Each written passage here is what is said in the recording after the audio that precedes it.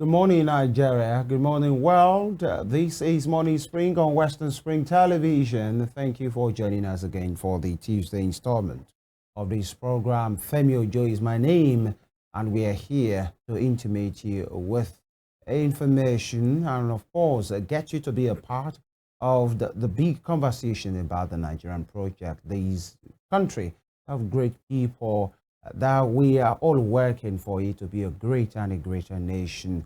That is the reason why we are here discussing issues that bothers on development, identifying challenges, profiling solutions, speaking with critical stakeholders, starting with you, the distinguished Nigerians and people living in Nigeria here. National issues, subnational issues are what we look into in the course of the program. 7 a.m. is the time. We have a lot to unpack today, but then I won't do the unpacking alone. Daniel is here to unpack this with me. Good morning, Daniel. Absolutely. Good morning, Femi. Yeah, good morning. We are back here. Yeah, trust you're good. Very good. We thank God. Thank God for life. Absolutely. Good morning to you, our distinguished viewers. Thank you once again for joining us on Morning Spring. This is Western Spring Television. It's a beautiful Tuesday morning. It's a new dawn in the Middle East.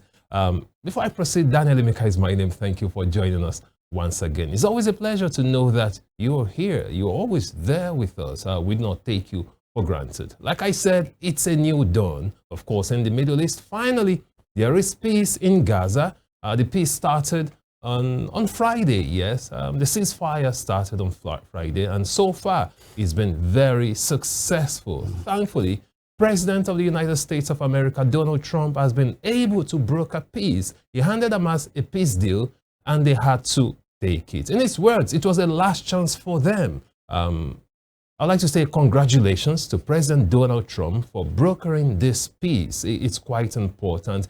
This war started on October 7, 2023, when Hamas attacked Israel, killing 1,200 people in southern Israel and taking 251 Israelis hostage. And since then, Israel launched a retaliatory attack, and so far, according to Hamas Health Ministry, about 67,682 Palestinians have been killed. And if you ask me, all these deaths were needless. It was totally unnecessary. But thankfully, they've taken the peace deal. Hamas has returned 20 remaining Israeli hostages who are still alive. They've been returned to Israel. And of course, the remains of those who lost their lives in the process. But more importantly is the fact that there is peace right now in the Middle East. And that's as a result of the peace deal brokered by President Donald Trump. He made it very clear. He said, this is the last chance. If they didn't take it, he threatened all hell. We will let loose on Hamas and Palestine. Thankfully, the peace deal has been taken and there is peace in Gaza. And it gives me so much relief to know that at least, they're not dropping bombs on innocent people anymore. It's quite soothing. It's relieving to know there is peace in Gaza, Femi. Yes, it is. Very certain, actually. 2 or 3 points for me. Number one is the fact that Donald Trump has, he has said, he deserves a Nobel Peace Prize. He has said it over and over. Absolutely. I think it does. I agree with him. He has been involved in peace talks, contrary to what people think, that he's a disruptor and a warmonger and all of those things. But then we must say, as he has really, from his vantage position, because he, based on the fact that he's American president, has a very vantage position, and he's not dealing and he's not calling for peace from a disadvantaged position. Actually, he's a world power, and he knows. Absolutely. And he's one person who knows how to use power, actually, for whatever reasons that he believes in. So that's one. Number two is the fact that he didn't unilaterally do this. There are other persons, there are other countries. That's the part that I want, to just state. Egypt has been very instrumental in this particular. In fact, Egypt has been the table in which everybody has been gathering. Qatar has been a part. Many countries has been a part. But then the big voice of Donald Trump can never be downplayed and overemphasized in the fact that, from the part of Israel, is one person that can speak to Netanyahu to say, guy, it's over. Stand down at this time, because Absolutely. the U.S. is the Israel's biggest ally, Absolutely. actually. And you don't want to go to a war in which your ally is not part of it again. The world is tired. Everybody is tired. And they just believe whatever is remaining in Gaza and the destruction is senseless, is pure madness. So it must just stop. So he has his flaws, actually, but then there are other persons as well. Number two is the fact that I was watching a clip yesterday when a man was reunited with his family. You can't quantify that moment. Actually, October 7, 2023 to October 13, 2025. Over 2 years. 2 years and war. 5 months. Devastation. 2 years and 6 days. That's horrible. You can't imagine. I saw, the picture of somebody who was, part of those persons that have been detained, kept somewhere in a very terrible situation, and that person be released. That warm embrace of your family member for the first time, it's priceless, actually. Absolutely. And we hope we will never go back to this point. And it's not just because of Israel and Gaza. There are many pockets of wars going about, happening around the world that is not as loud as this. As the world has not focused. The South Sudan has been at each other's throat for longest. Long time, yeah. Rwanda, Houthi rebels, and all of those guys, M23 rather, they're there. But I feel the world will be better ever. Actually, I'm not sure there will be one day there will be zero war across the world. Yeah. But at least in the dimension of these Gaza, Hamas, Israel dynamics, and I hope this peace will be lasting. Actually, we hope whatever has been agreed to. Nobody will be the aggressor. Nobody will be the one that will disrupt this particular thing. Another one is the Ukraine-Russia angle, because that has not stopped. Absolutely. So many things are still happening there. But I think for world peace, it's a good one. Absolutely. And congratulations to the world, actually. To the Middle East, at least this is a step in the right direction. Especially from those persons that are being united with their family on the Israel side. Some Palestinians that were detained as well, being released to their own family. Because it's not just this side, it's both sides. And again, Femi, the reason why I said congratulations to Donald Trump is that he has done a great job. You said other countries played crucial roles. But as far as this peace deal is concerned, Donald Trump deserves a lot of credit. 2 weeks ago, when I saw the 20-point agenda, his proposal that he gave to Hamas, I was like, no, Hamas cannot. This is one deal. This is one offer they cannot refuse. Donald Trump is a smart president. One of the smartest the United States has ever had. A lot of people don't like him. But right from time, I've said it, this guy knows what he's doing. He's a very great deal maker. Talking about deals, he makes the best deals for America. So when I saw when you say best, that's relative. No, you know what I'm saying. So when I saw the 20 points agenda he drew up, the peace plan, I was like, Hamas has no way they will not turn this down. And thankfully, they took the deal. I'm talking about those who are reunited with their families. There's this particular, Palestinian man, Rashid Omar, 48 years old, was arrested in 2005, charged with murder. He was found guilty of murder. Now, after 20 years, over 20 years, he has been reunited with his family. So congratulations to Israel as well. Israel has shown to be a country with a big heart. They've done releasing hundreds of Palestinian, prisoners. Some of them were terrorists. Rashid Omar, I just mentioned now, was convicted of murder. Now he's been freed, released to be reunited with his family. So congratulations to Israel. For stepping down, because the devastation has been, on another scale. 67,682, according to Hamas military health ministry, killed so far. And again, I say, it was completely needless. This shouldn't have happened in the first place.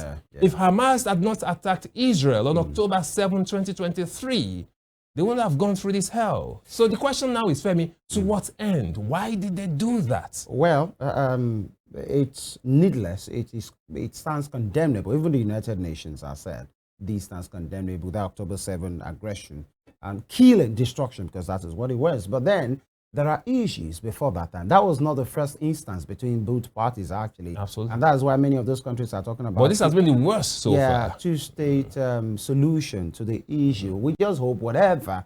I think Hamas couldn't have done more than they have done. Israeli, Benjamin Netanyahu, as tough as the kind of coconut head that he has in the Nigerian, colloquial English parlance, he couldn't have done more as well, because the person that stands at your back is telling you Exactly. stand Enough down. is enough. So you don't have a choice than to Exactly. stand down, and and they can't take as many wars on different fronts, fighting Yemen, fighting the Exactly. Houthi rebels, Yeah. fighting Iran. the Hamas, and your biggest ally is saying, "I'm done, guys, stand down." So that's why the voice of Donald Trump is big, and it deserves his flowers on this front. Actually, that's why he said maybe the best deal maker. Many persons will say, okay, that's relative, because the man can be who he is, and his name is Donald Trump. Actually. Absolutely. And he trumps anything that he believes in. That's just a thing. But we hope, my point is, let that peace Be lasting. Absolutely. because the war might stop. There are other reasons why they got to that point. No, looking at the peace deal, looking at everything, so far it's a great plan. So it will be lasting. There will be a temporary We can only administration. hope. Yeah, international forces will be involved. All so right. they've learned their lessons, Femi. I mean, if you look at the Palestinians, they don't want war anymore. They are tired. They've suffered a lot. Look at the devastation, starvation. So they don't really want wars anymore. It's just common sense for them to just, stay still and just embrace peace and let it be lasting at this And we time. hope that common sense will prevail, because as we say in Nigeria, common sense is not that common. Absolutely. There are so many things that they tell you in Nigeria. When they say common sense, then it's not that common. When people tell you to calm down, nobody calms down whenever they are told to calm down. That's one thing. Whenever people tell, oh, calm down, somebody will tell you, I'm calm. I'm calm. I know what I'm saying. And in Nigeria, just as the human side, before we hit the break, the moment you are told with due respect, oh, somebody just wants to disrespect. The moment, and in Nigeria, they will tell the moment somebody starts a statement with, so, as a matter of fact, honestly, I swear, oh, Baba will blow line. All right, sometimes, not all the time. All right, it's good that we have these. But then, it's a big day for Nigerian Super Eagles as well. It's a make or man match with Benin today in New York. So if they win today, they stand a chance of getting through by their nose. They should win, Femi. No. If Cape Verde, here's my point. If Cape Verde, one of the smallest countries in the world, just over 500,000 people, have qualified for the World Cup, making history. They beat Eswatini 3-0. So if Cape Verde can do it, I feel inspired that, come on, Nigeria. I think you my point should. is this: even if Cape Verde or Brazil fail to qualify for the World Cup, this is Nigeria. We have bungled our chances. We drew Lesotho. Actually, I think Zimbabwe as well. We draw points against those two countries. So the best we can do right now is to win our match and then hope that we go on playoffs, actually, and hope that South Africa will lose or draw points against Benin today. But you can't even do that if you have not won your match. Absolutely, and they must win convincingly in Uyo, because that US is not only for them. I know many guys that want to go to the US. Yeah, US, Canada, Mexico. I'm telling you. And there are many of my sports journalist friends that are ready, to say, and if actually Eagles won't go, your sponsors might not be interested, Absolutely. to do that. So guys, the victory today is not only for you, it's for many Nigerians, and you trust Nigerians. If you do well, they praise you to the high heavens. If you dare lose, you better shut down your social media, because you might be depressed. That's just it. We wish the boys all the best in New York today. 5 p.m. is the time where it will be blasting. We hope we'll come here tomorrow and, and we won't be analyzed, because the moment a match finishes and you're analyzing, that means something has gone wrong. We don't want that. All right, we'll take a quick break right now. I will let you into what the front pages of our dailies look like today. Stay with us.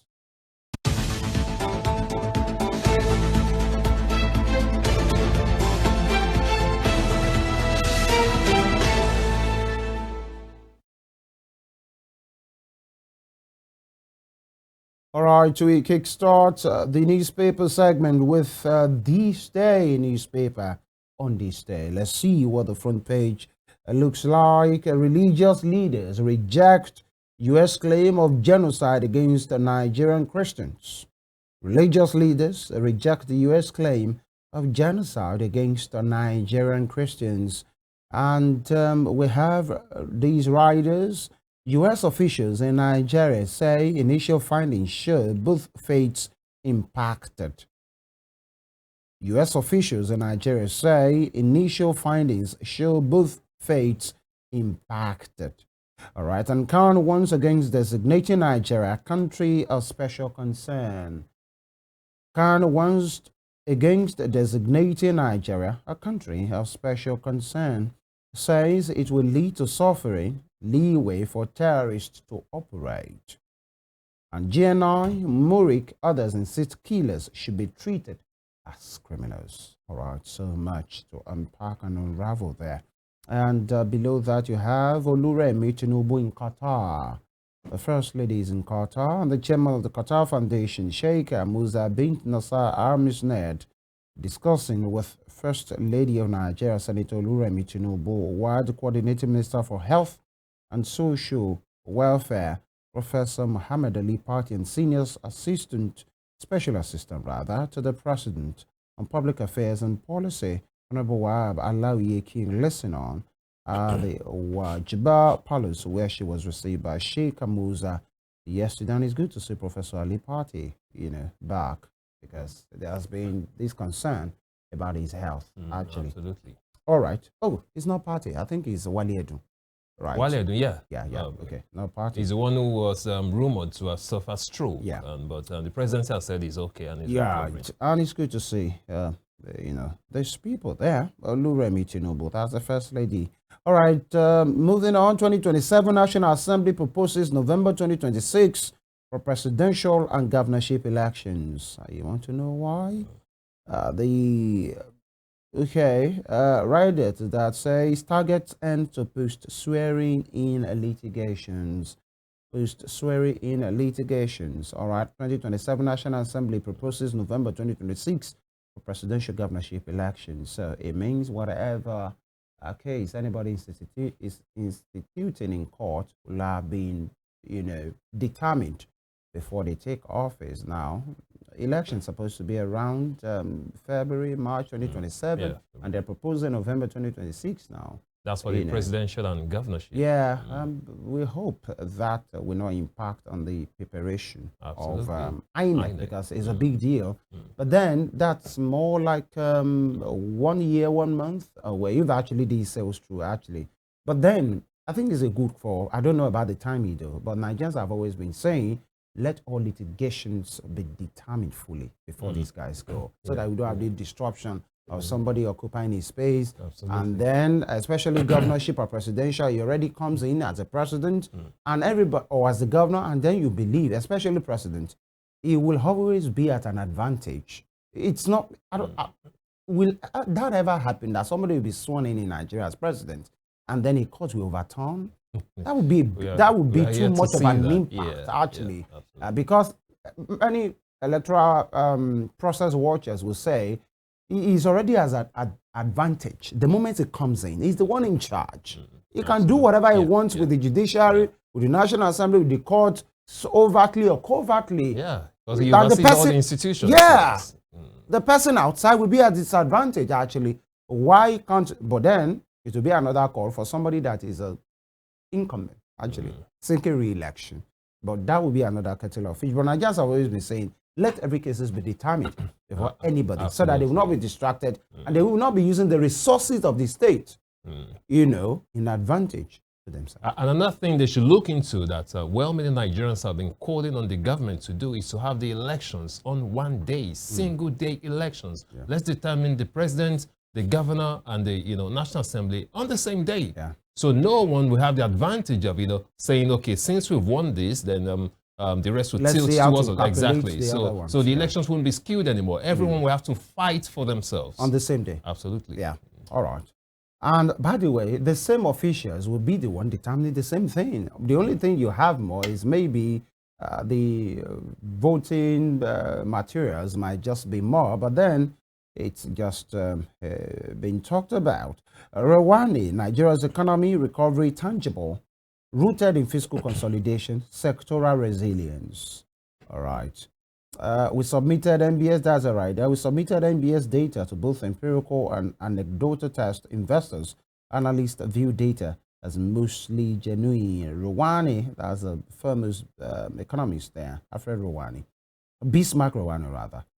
Nigeria's economy very tangible, rooted in fiscal consolidation, sectoral resilience. I'm sure an average Nigerian will say this grammar no for too much, especially as you know there is one viral voice note from a Burna Boy where it says you go explain tire, no evidence, and I think that works for this because these explanations and you say.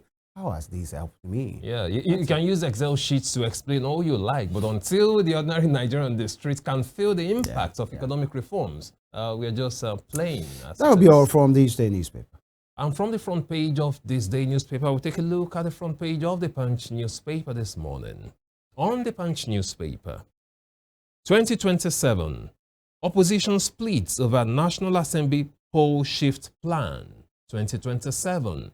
Opposition splits over National Assembly poll shift plan with riders. National Assembly bill seeks to move presidential governorship polls to November 2026. PDP, NMPP allege tenure extension plots. ADC, LP differ.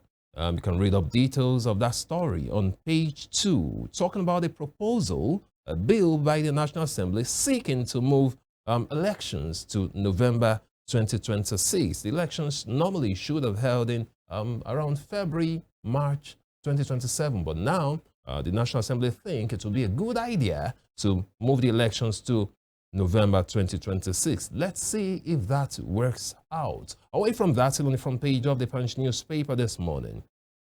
On the top strip, Makinde warns Wike camp against stopping PDP convention. Makinde warns Wike camp against stopping PDP convention. You find details of that story on page 14. ASU strike grounds varsities. FG clamps down. ASU strike grounds varsities. Federal government clamps down. I'm talking about the Academic Staff Union of Universities. They embarked on a strike yesterday, a 2-week warning strike, but the federal government is saying no work, no pay. And ASU has responded saying they are not scared, they are not intimidated. Even the NLC has said federal government cannot intimidate ASU. It's a union and they have the right to go on strike. Let's see how that works out. Again, the federal government has issued a directive to all federal institutions, their VCs, their vice chancellors, to make sure they do a head count and know those who did not report for work so that they will not be paid. We'll look more into that in the Consulting program this morning. You find details of that particular story on page 2 of the Punch newspaper. Retired AIG leads probe into killings by Osun Amotekun. Retired AIG leads probe into killings by Osun Amotekun. You'll find details of that story on page 19. Below that, slain husband's family slams Tinubu's pardon for Mariam Sanda.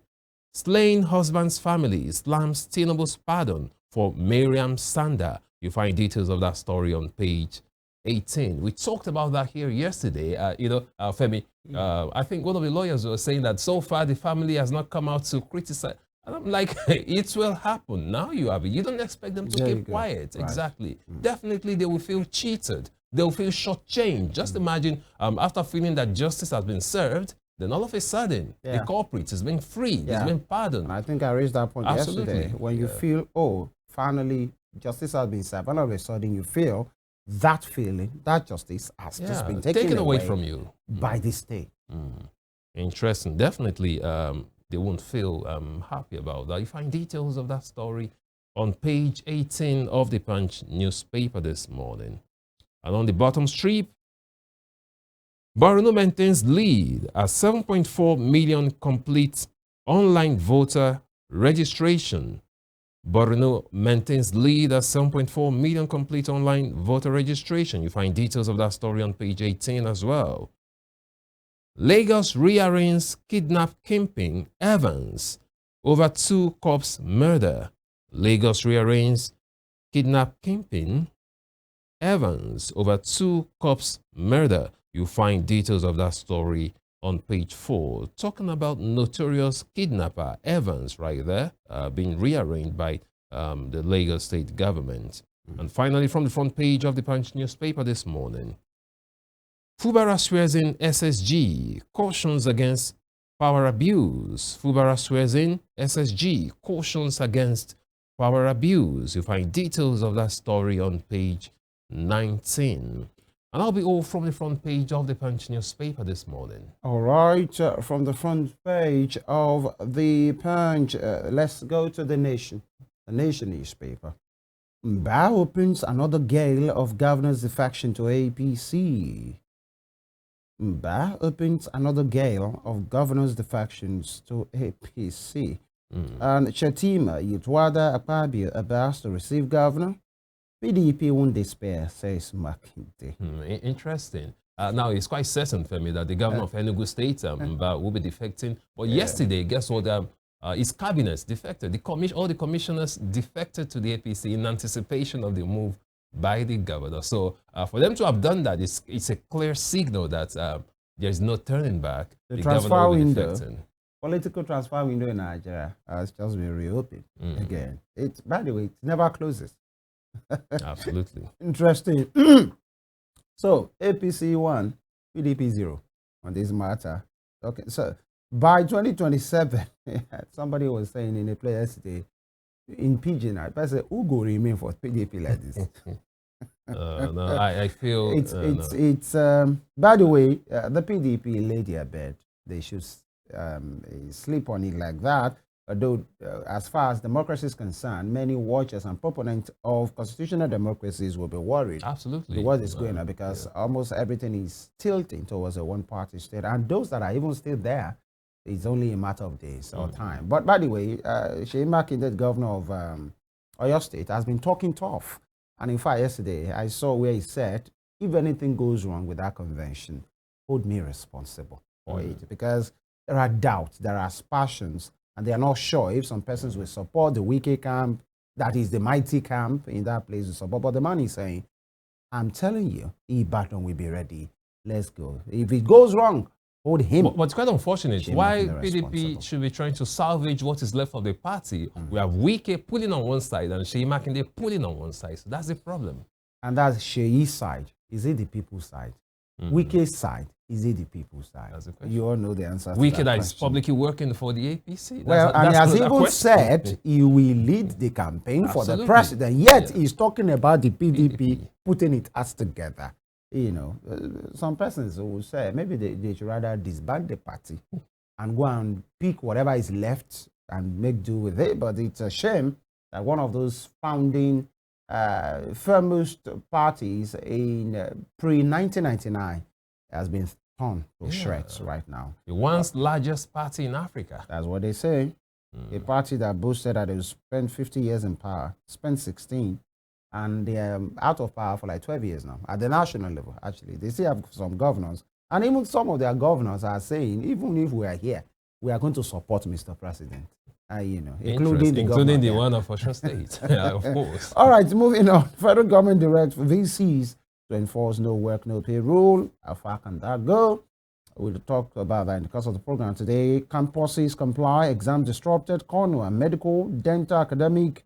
We are not part of it. Conwa, all right, because that's one association that many believe it's, it's a baby of the federal government, meant to always divide and rule, because it was put together like an alternative to ASU, because there are Conwa members as well. An FCCPC to enforce CBN rule for banks to refund failed ATM transactions in 48 hours. I think everybody's tired of this. The Nigerians are not waiting because they know that that's just one of those things. And President pays tribute as Reverend Umar Ukpai dies at 80. The world was agog. Nigeria was, especially those of the Christian faith, were quite emotional yesterday when it was learnt that foremost evangelist and father of faith in Nigeria, Reverend Umar Ukpai, has gone to be with the Lord at 80, actually. And so the president pays tribute. IMF seeks autonomous central banks in stronger global system. Tinubu reforms, courageous. SSGF Obaulufalai declares. And Qatar backs First Lady's plan for out-of-school children. All right. So much to really look into today. And just like we said, we'll be looking into the current development of the warning strike, 2 week warning strike that has been embarked upon by the members of the Academic Staff Union of Universities, ASU, that started yesterday, and they have said what the government have said about the no directive visas to enforce no work, no pay rule. They won't be they will not be faced by that, and they will not be threatened. They will not be cowed. But the thing is, how does this? I saw an interview yesterday. Some students who said in the particular, I think in Dutse, federal government, the Federal University in Dutse there, where they said the final year guys are about completing their papers. So you imagine that disruption. But they should have just allowed them just finish their exam. What can they do? Make exceptions for them. For them. Exceptions, right? Yeah. But then, you know what they say about this association thing? Injury to one is injury to all. But as on those students will not even be able to place it. Absolutely. And in fact, the question is, what's the offense? What's the offense of the student? Just because they are Nigerians and they are being trained in Nigerian-owned institutions. We have more on this. That'll be after the break. Stay with us. We are live on our YouTube and Facebook pages, Western Spring Television NG and Western Spring Television, respectively. Stay with us.